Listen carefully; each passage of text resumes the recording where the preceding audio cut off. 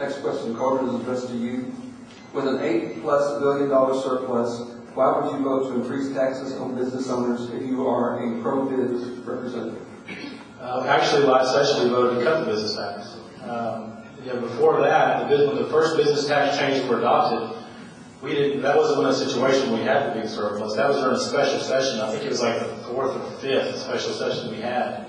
And what happened was we kept trying to change the property taxes were going up and up and up because more and more businesses were using loopholes to get out of the business tax. A lot of big corporations like Dell and Southwestern Bell were not paying business tax.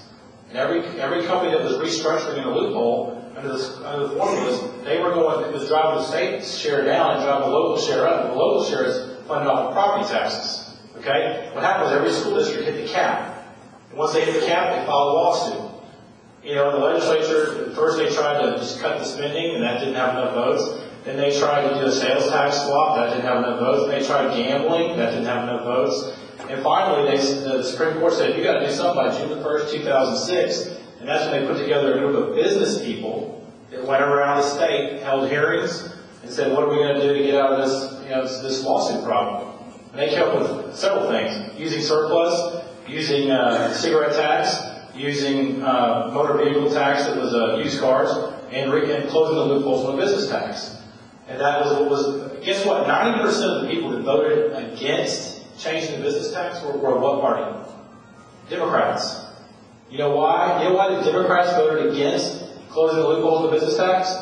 Because they knew if that failed, there would have to be increased spending and increased tax. See, a lot of people don't know that the business tax changes, every dollar that comes into the business tax changes has to be used to reduce the property tax dollar for dollar.